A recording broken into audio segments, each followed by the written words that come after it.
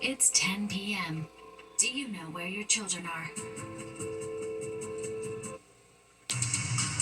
Right now on the 10 o'clock news.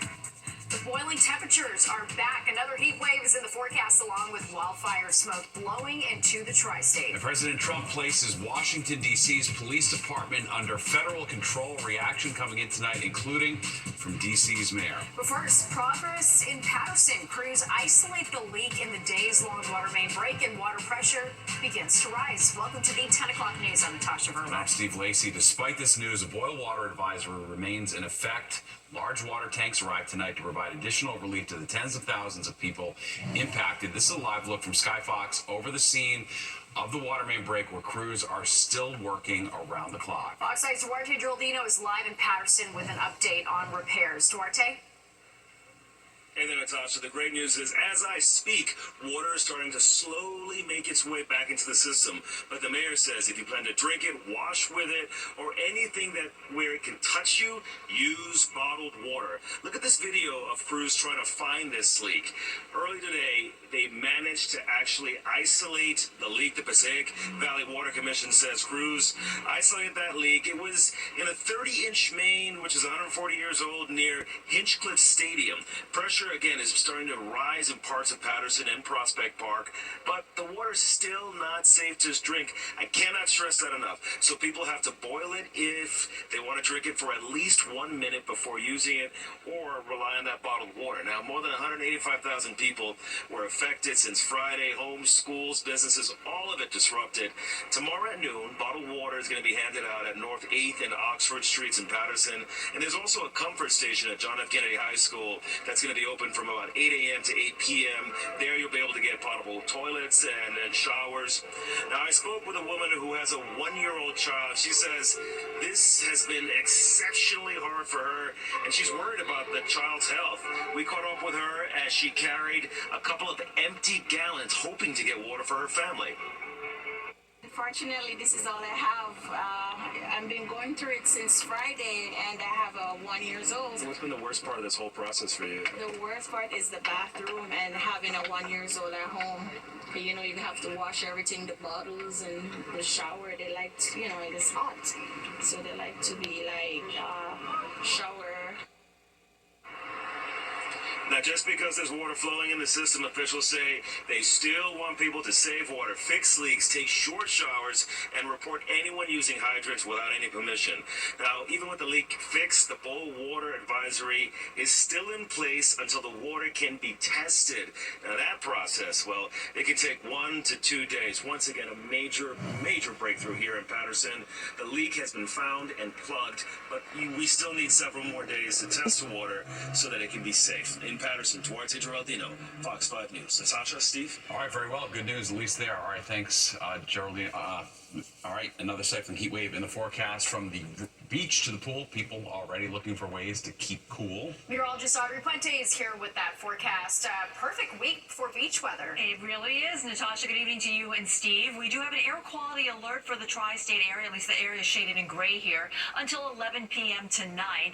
The ground ozone has kind of been elevated because of the heating of the day, and therefore sensitive groups have to know that we are seeing a reduced quality of air across the region here. In fact, right now in Central Park, our air quality index is actually at about 66. Earlier today was at 140, but right now it's at a moderate level, so we are seeing improvement as we go through the evening. But the air quality alert will likely be reissued tomorrow at about 11 a.m.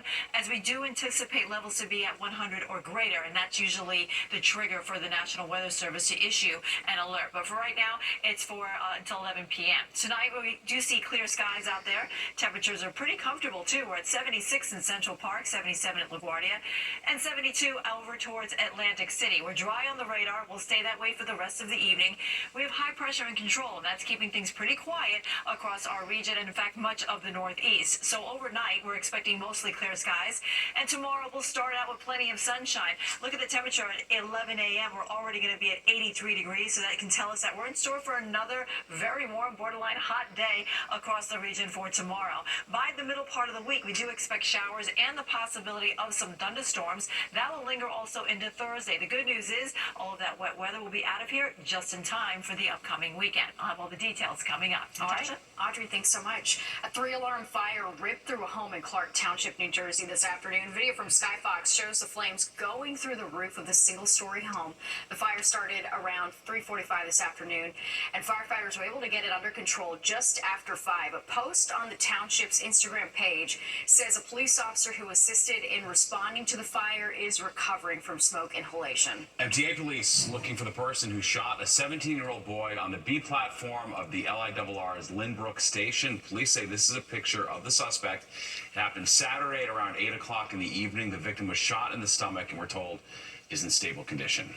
Prime Minister Benjamin Netanyahu says Israel plans to widen its offensive beyond Gaza City to the areas not yet under their control. Those areas are where most of Gaza's 2 million people have sought shelter as the territory slides towards famine. The mobilization of forces is expected to take weeks. Hamas says that it would release the remaining hostages in return for lasting ceasefire and Israeli withdrawal from Gaza. President Trump extending a trade truce with China for another 90 days. The president signing an executive order today that continues the tariff pause. The previous deadline was set to expire overnight. It would have triggered a 145% blanket tariff on Chinese imports. And President Trump announcing today he is deploying the National Guard in Washington, D.C. to tackle crime. The move is not sitting well, though, with the mayor of D.C., who's calling this development unsettling and stressed that crime is falling in the nation's capital. Fox 8's Sharon Crowley joins us in studio. This could affect other large cities across the country, too. Maybe even here in New York City. We'll have more on that in just a minute. President Trump's federal takeover of D.C. already prompting protests. The president says violent crime has overrun D.C. The mayor and demonstrators disagree. Protect home rule! Protect home rule! Protect home rule! This is not about crime. This is about control. This is not about public safety. This is about power. Well, people took to the streets, as you see there, in D.C. to object the federal takeover. President Trump says that the defense will deploy 800 National Guard soldiers in the next few weeks there. The Trump administration also reassigning more than 100 FBI agents to patrol the streets of D.C. at night. I'm announcing a historic action to rescue our nation's capital from crime, bloodshed, bedlam, and squalor, and worse. This is Liberation Day in D.C., and we're going to take our capital back. We're taking it back. Well, D.C. Mayor Muriel Bowser acknowledged the law does allow the president to temporarily take over, but expressed concern over the move. Bowser and other local officials say crime has been going down. But President Trump, along with the U.S. attorney, says there's been a surge in violent crime committed by minors who don't face as harsh of sentences. And while this action today is unsettling and unprecedented, I can't say that given some of the rhetoric of the past that we're totally surprised. I can say to DC residents that we will continue to operate our government in a way that makes you proud. Well, the law allows the president to take over the D.C. Police Department for up to 30 days. President Trump recently sent National Guard to L.A., you'll recall, after ICE protests broke out there. He's also not ruling out, as we said a few minutes ago, sending federal forces to guard other cities if necessary, including right here in New York. Yeah, all right, to be continued. Thanks, Sharon. Appreciate it. Well, Democratic mayoral candidate Zoran Mamdani going on an anti-Trump tour of the 5 boroughs. It will highlight what he says are the negative impacts President Trump's policies are having on New York. Mamdani also blasting mayoral rival Andrew Cuomo after the former governor proposed the so-called Zoran law that would prevent higher-income New Yorkers from living in rent-stabilized apartments. Mamdani occupies a rent-stabilized apartment in Astoria, Queens. Like so much of Andrew Cuomo's politics, it is characterized by a petty vindictiveness. It leaves far more questions than it has answers. How many New Yorkers would this apply to? How many New Yorkers would be evicted from their apartments? How many New Yorkers would have their lives upended by a former governor who is responding to the fact that he was handedly beaten by a tenant of a rent-stabilized apartment? Former Mayor Bill de Blasio throwing his support behind Mamdani, saying both support a rent freeze. As for the general election for New York City mayor, that's heating up. Many top Democrats have yet to endorse Zohran Mamdani. Earlier today, Congressman Richie Torres joined us on the 6 o'clock news. Torres says he has yet to make a decision on an endorsement. We asked him what it would take for him to back the Democratic Socialist candidate. I'd love for him to keep Jessica Tisch as commissioner. I mean, for me, public safety is the highest priority, and I consider Commissioner Tisch to be one of the finest public servants of her generation. Torres says that it is in the best interest of the city to work side by side with the next mayor. And a programming note for you, tune into our new show, Battleground NYC, The Fight for Your Vote, hosted by SE Cup. We are following the latest up-to-the-minute information on the race for New York City mayor. It streams every weeknight at 7 p.m. on the Fox local app and anytime on demand from now until Election Day. Well, bike lane battle in Queens. Businesses suing the city over a proposed street redesign. Why they claim the plan will hurt day-to-day operations and jeopardize public safety. And feeling empowered on the first day of school. How a Brooklyn barber is giving back to his community.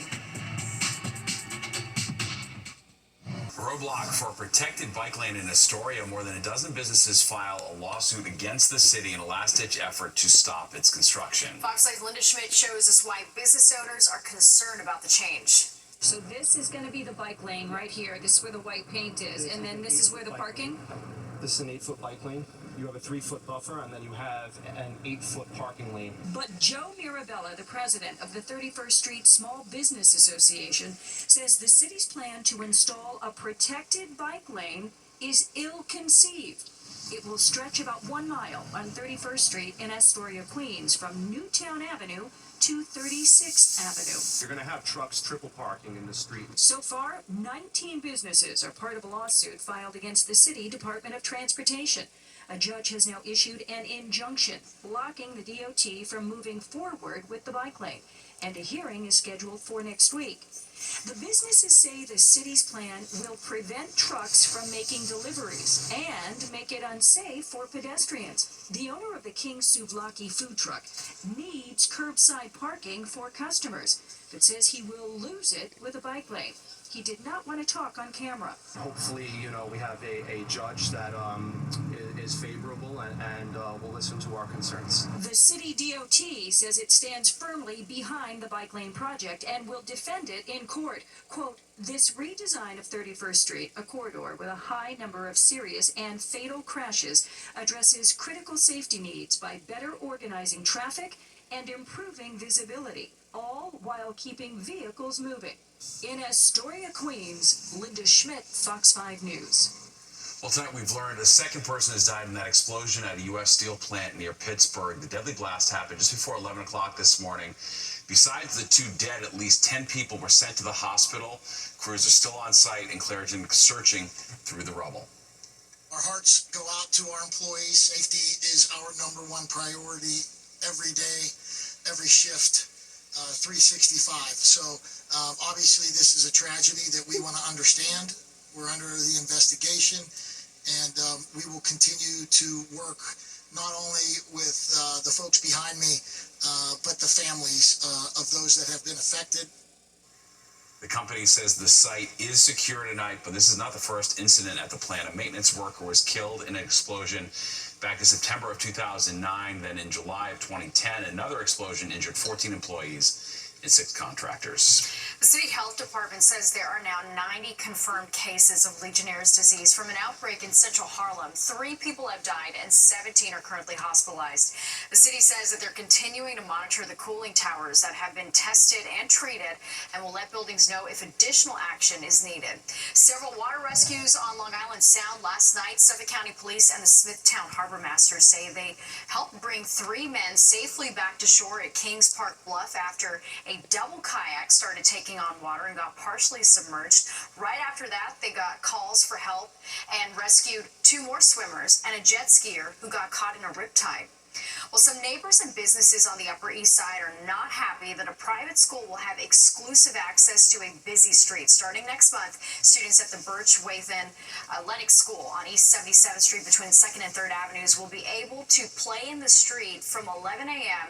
and 1 p.m. Tuesday, Wednesday, and Thursday. But some businesses down the block are upset because they say it's going to prevent their customers from getting to them. For a school that's privileged like this, that has a playground on the roof. That's 10 minutes from either Central Park on one side going west or going east. There's an entire park at York and 77th Street. There's just no reason to have to close down a block and cause disruption to 10 doctors, businesses. The head of the school says he will work with everyone on the block to minimize disruption. Public schools in New York getting ready to implement the new cell phone ban when students return to class. Governor Hochul held a roundtable discussion with school leaders in the Hudson Valley today about the bell-to-bell smartphone restrictions for grades K through 12. Hochul says 90% of districts have submitted their new policies. The remaining schools are expected to finalize their plans in the coming days. She also warned there will be challenges in the beginning as students get used to it. We will get through this adjustment, and our kids will be smarter because we're paying attention in class. Our poor teachers who are so frustrated with the competition with teaching maths and competing with the TikTok dance video. And the governor's asking parents to help get their kids ready for the new policies. Well, many families are feeling the pinch as school rolls around. A Brooklyn barber is making sure that local kids look their best when they go back to class. All right, Fox 5's Kendall Green shows us how they're scoring some free haircuts this summer. Prince Joshua Oviedo Community Center in Brooklyn has been a source of empowerment for the hundreds of families they serve. And with the new school year right around the corner, how you doing? What you getting? What kind of haircut you getting? They're serving up some free haircuts, and Anthony's in for a fade. Oh, light fade. With a little trim on the top. Oh, okay. All right, I got you. And his barber's got it down to the details. You don't want it bold, you just want it light. Starts with a comb through to prep, the clippers get to cutting, then conversations get to flowing. Man, I think you're doing all right. I think you're doing what you gotta do. Just keep doing it, be positive, stay out of trouble. And with every trim, Anthony feels a little sharper. Happy, relaxing, excited. Mom, watching Silk the God go to work, she's convinced he's a high-caliber barber. He looks so handsome. She got a good haircut. And that's the point of a good haircut. Silk the God admits before he got his hands on clippers, he didn't have the freshest cut coming up. So the fact that I could get back and do that to kids that were my age at that time makes me feel amazing. And he's spreading that luxury, free of charge. I haven't even seen my haircut yet, but I feel amazing already. Give him a dap. He did an amazing job. That dap and a mother's compliment. Oh my God, you look so handsome. Worth way more than any tip. We just want them to feel a little bit more prepared for the first day of school with a boost of confidence. Webster Innocent, the senior program director of Good Shepherd Services, knows that feeling for himself. So I said, you know what, Silk, if you have some free time, why won't you come to my office and give back to the community? After accepting the invite, Silk's blades were the key to cutting-edge confidence. They want to do better, they want to go out more, they want to express themselves. And Anthony's ready to conquer the third grade with a fresh fade and confidence he plans to spread. That's good. Fresh. Kendall Green, Fox 5 News. Oh, it looks so good, It looks good for sure, no doubt. It makes a difference. Well, Hayes blankets the tri-state. Audrey's next with a look at when the smoke's going to move out of the area. And a little later, the Pinstripes and the Amazons are both struggling, but fans are still hopeful for another playoff run.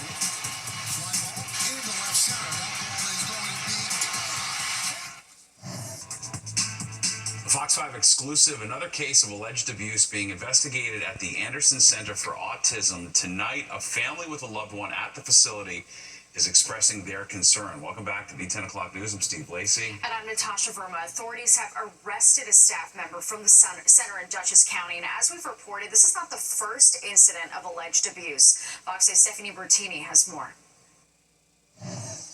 New York State Police investigating after they say a staff member at the Anderson Center for Autism held a pillow against a resident's face while restraining the individual's arm. Police say fresh bruising on the victim's chest, arms, and shoulder was reported.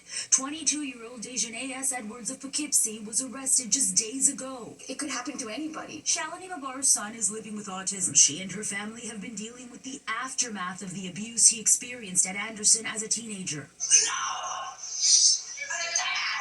In a series of exclusive reports, our Teresa Priolo told the Babar family's story after whistleblower video showed their son being abused inside the Anderson Center for Autism. His caregiver grabbed him by the genitals in an attempt to make him behave.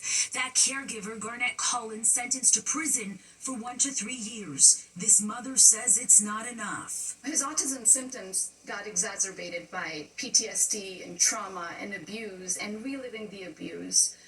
And as much as, we all want to keep our kids at home, we also have to plan for the future. Babar says they now have their son at home because they feel it's the only way to truly keep him safe. They fear what happened to him could happen again. And hearing about another case touches a still very fresh wound for this mom. These are people who are getting hurt. And this individual who got injured is someone's child. So we have to keep that at all times. These are individuals that have a right to live a life without abuse. In this recent case under investigation, state police say 22-year-old Dejanay Edwards is charged with endangering the welfare of an incompetent or physically disabled person in the 2nd degree, a Class A misdemeanor. We reached out to the Anderson Center for Autism. A spokesperson provided a statement to Fox 5 News. Additional staff members immediately intervened in this situation, and the individual was removed from the residence and placed on administrative leave. We also reported this to law enforcement and are supporting the ongoing investigation into this matter. We have a strict zero-tolerance policy for any action that puts the safety of our residents at risk, and the well-being of those we serve remains our highest priority. Edwards was released on an appearance ticket and is scheduled to appear in court later this month. State police say the investigation is ongoing. Stephanie Bertini, Fox 5 News. An arrest tonight after 2 motorcycle riders were killed by an alleged drunk driver. Police say 21-year-old Mauricio Neira was driving southbound on the Bronx River Parkway at East 223rd Street around 1 in the morning when he lost control and slammed into the 2 motorcycle riders. Now, officials say his Mercedes also struck another vehicle. Yilles is facing several charges, including 2 counts of vehicular manslaughter and driving while intoxicated. Well, Hoboken's PATH station will shut down again in a few weeks, and it comes after a summer of issues that's been testing the patience of riders. The Port authorities say that they're shutting down the station to do major repairs on the network of switches that guide trains to the right tracks. The shutdown will happen over the Labor Day weekend and holiday from Friday, August 29th until 5 a.m. on Tuesday, September 2nd. The thousands of people who use Hoboken's PATH station every day are already being warned to plan ahead. With all of this, it's not that great. It's not feeling that great. I wish it was. At the end of the day, just want to go home. Just try and do that as soon as possible. And during the shutdown, PATH says free shuttle buses will run 24/7 between Hoboken, Newport, and Exchange Place. There will also be extra trains to accommodate the shutdown. The Revel rideshare company is shutting down operations in New York City. The EV company making the announcement today. Revel says it's shifting its focus to building EV charging infrastructure in major cities, including New York. According to the New York Times, the company had more than 600 drivers a month, and a Revel spokesperson told the Times the drivers were not given advance warning about the decision.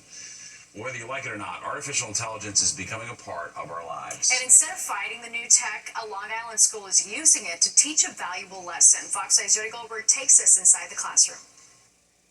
It's a debate dividing classrooms. Should AI be embraced or avoided? They've got to teach them how to use it. AI is taking over. And here in South Huntington. Welcome teachers and administrators to our AI Summer Learning Workshop. Janine D'Elia is leading a summer seminar on the district's newest AI platform, showing staff how to use the technology effectively and ethically. Teachers are taking part in my Summer Learning Institute, and we are teaching them different ways to understand how to integrate AI from a teacher lesson plan perspective, as well as how to implement the student forward-facing AI portion. According to a recent survey, about a quarter of U.S. teens used AI for schoolwork last year, with about 2/3 of teachers using it too. Weekly users reported saving about 6 hours each week. It's amazing to see in my lifetime how the computers have changed. When Dermot O'Connor started teaching back in the 90s, he says AI wasn't even a thing. And now the 3rd grade teacher is embracing the change. People use AI every day in our workspaces, so I think if we teach them now how to use it properly and how to use it as a tool. They'll be more comfortable with it as they move through their school years. Walt Whitman High Principal Dr. John Murphy says by the time students get to high school, they'll have a strong skill set. I think it's more important that we stop worrying about if it's going to go away, and it's better how we utilize it effectively so that it's not in replacement of somebody learning. Retired teacher Sherry Kinsler calls it an adjustment. To me, it's just like the kids need to know the basics. With the start to the school year less than a month away, AI will be there whether you're ready or not. On Long Island, Jody Goldberg, Fox 5 News. Well, an error on the field. Little League players are facing off with dog owners accused of not cleaning up after their pets. Or what they want done about the problem. And Jack Skellington coming to the New York Botanical Garden when the spooky display will light up the Bronx.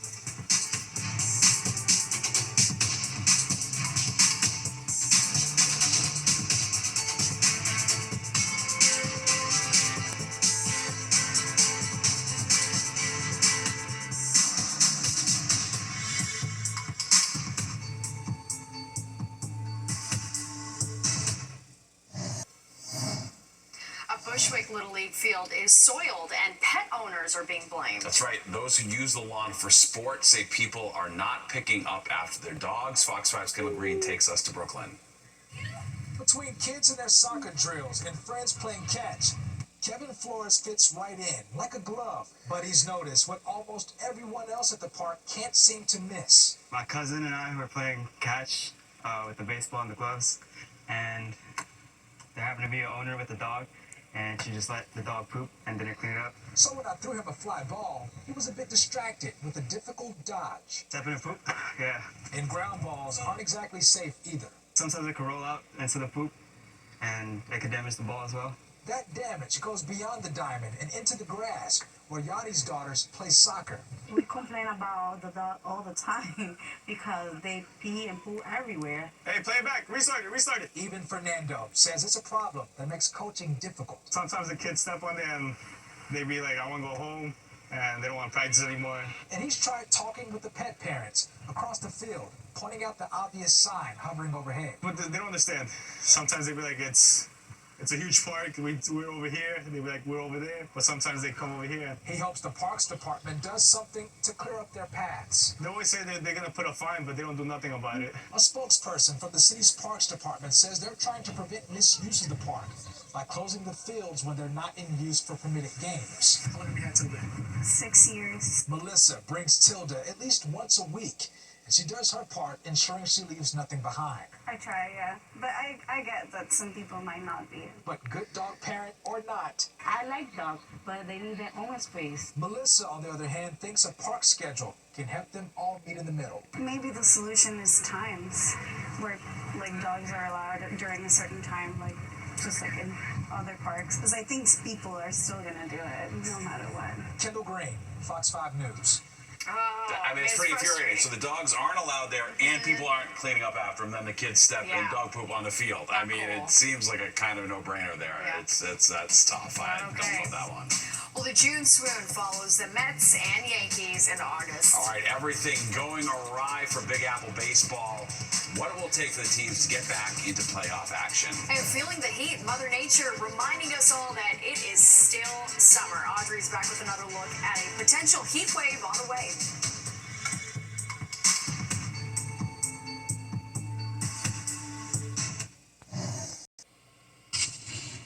The Yankees finding their groove against the Minnesota Twins in the bottom of the eighth. Jazz Chisholm Jr. sending this one out of the park for a solo homer. The Pinstripes winning 6-2. Now, despite this win, it has been a disastrous stretch for the Mets and the Yankees. Yeah, and after last year's success, fans have high expectations. Fox 5's Jeffrey Williams shows us what it would take for the teams to make the playoffs. It's getting late early for both of New York's ball clubs a season after the Yankees and the Mets reached their respective conference championships. The postseason is not promised. The Pinstripes saw their shot at a 28th World Series title dashed last fall by the Dodgers. Ahead of a 3-game set against the Twins in the Bronx, fans sounded off. You know, I think we're in a little bit of a slump. I think they just have to get in their groove. I feel like there's highs and lows, especially with Judge being injured. I feel like they kind of just need that support without having Judge. It's kind of like, oh my God, they don't know what to do.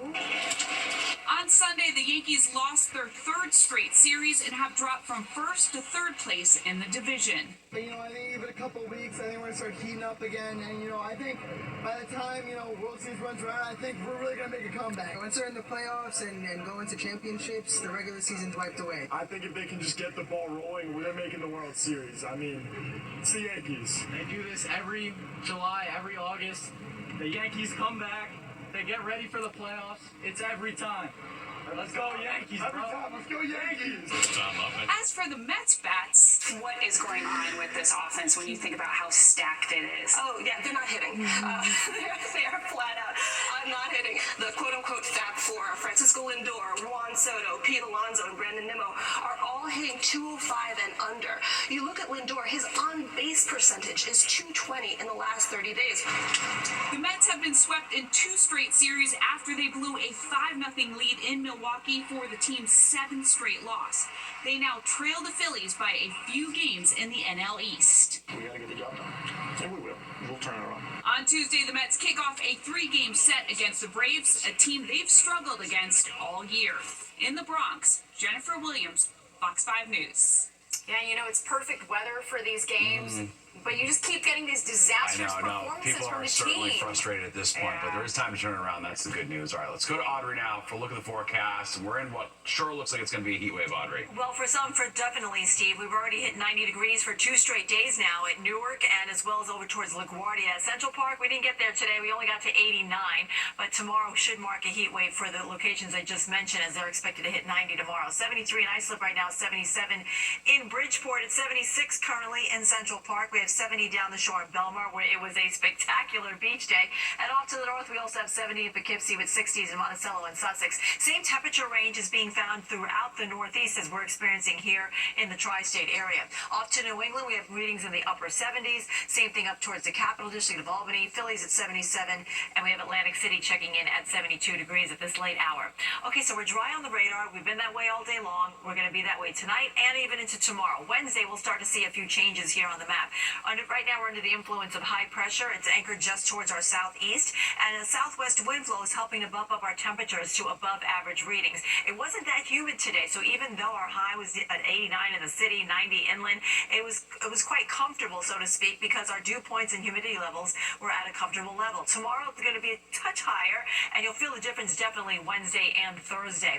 We're watching a cold front that's driving down out of Canada. This one's going to spark off our next chance of showers and maybe even some thunderstorms as we go into Wednesday. Interestingly enough, though, behind the front, temperatures are much more comfortable. We have readings in the 80s in Minneapolis and Kansas City. Out ahead of the front, though, it's very hot from the midsection of the nation all the way down towards the Gulf Coast. This is going to shift eastward before the front pushes through. So we're going to remain quite warm for the next couple of days until the front passes, and then at the end of the week, temperatures will come down a bit here. So look at the futurecast shows that will be mostly clear tonight, and that's how we'll start out our day tomorrow. A couple of clouds will start to creep in, and overall we'll see a mix of sun and clouds for Tuesday. It will be a touch more humid, not too uncomfortable. That'll happen on Wednesday with the approach of this cold front off to the west. So Wednesday morning, we'll start off with a mix of sun and clouds across the region. I'm going to say after about 10 or 11 a.m., we'll have the chance of a couple of pop-up showers, but it's really in the afternoon where we're going to start to see a line of showers and storms develop out ahead of the front here. So here we are at 2 o'clock, and in time for the afternoon commute, we could see some showers and storms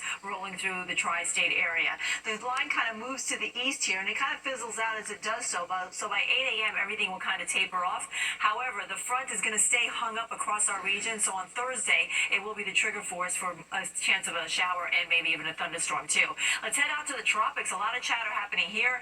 We've had a couple of waves of energy here out in the Atlantic. None of them are really looking to be formidable or actually increasing in intensity. But what is happening here is Tropical Storm Erin is sitting out in the Atlantic here, well just near the west coast of Africa here, so it's well offshore from the U.S. Of course, the winds are at about 45 miles per hour. It is moving eastward here, so all eyes are kind of looking at the Caribbean as well as the southeastern U.S. It's expected to intensify into a major Category 3 hurricane as we go into Saturday. So in the meantime, temperatures will be hot tomorrow. We stay pretty warm right through the weekend, but over the weekend, we'll be dry with plenty of sunshine. See? That looks good to me. All right, thanks, Audrey. Well, beachgoers catching heat for taking up too much space on the sand. Beach sprawling is the latest nuisance on the shore. Why many say they're fed up with this trend.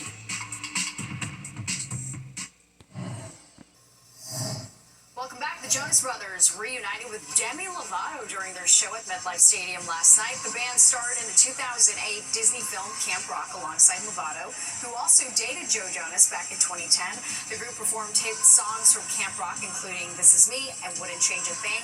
The Jonas Brothers are currently on their 20th anniversary tour and just dropped their new album, Greetings from Your Hometown, on Friday. I said it before, I'll say it again. I can't believe it was a 20-year anniversary tour for them. That is wild. Well, it may be hot outside, but it's never too early to get a jump start on the winter holidays. Tim Burton's The Nightmare Before Christmas Light Trail is coming back to New York Botanical Garden. It is, of course, inspired by the timeless 1993 classic film, and this year features brand new scenes, music, and video projections. The one-of-a-kind immersive outdoor event opens September 25th and runs through November 30th. Well, beachgoers are setting up camp on the sand, and many are finding that annoying. That's right. Some say lounging under the shade of a massive canopy is selfish. Fox 5's Jessica Formoso went to check out the so-called beach spreading. There's the sun, the water, the sand, umbrellas, canopies, and tents. Beach table. We've got 2 nice beach chairs. Add it all together and you get beach spreading, the act of people actively using tents, items, seats, and various things to occupy spaces on the beach. According to a study by Beach.com, 92% of Americans have admitted to at least one bad beach habit, and beach sprawling is on the list as one of those habits.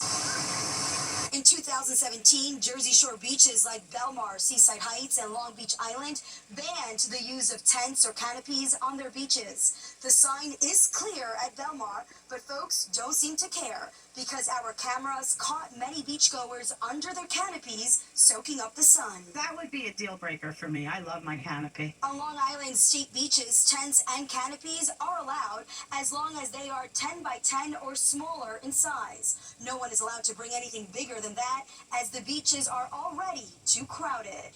This is a 10 by 10 and it's fantastic and it has SPF 50 on it. It's nice. Oh no, I love it. I have a cool cabana. It's amazing. I set it up by myself today. They don't bother me. I have 6 kids and it's just annoying to carry all those umbrellas. So she had the canopy and that's how we work it. We caught Susan Ferrari at Robert Moses Beach setting hers up. She says she doesn't step foot on the beach without her canopy.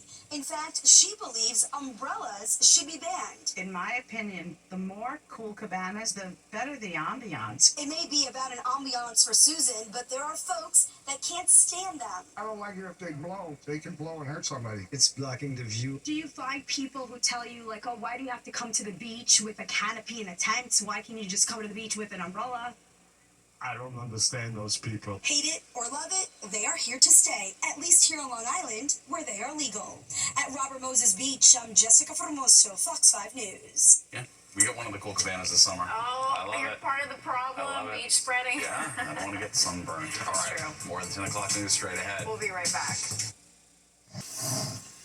All right, check this video out. It's the helmet cam from an animal rescuer on Long Island. He's climbing a tree in plain view and grabbing an iguana that had been sitting on power lines. A few neighbors noticed the cold-blooded lizard and called animal control. The iguana is now at a foster facility, and if officials can't find its owner, it will be put up for adoption. Wow, long ways from home. Yeah, for sure. All right, in the wrong climate, I guess. Well, let's get one last check on the weather. For sure.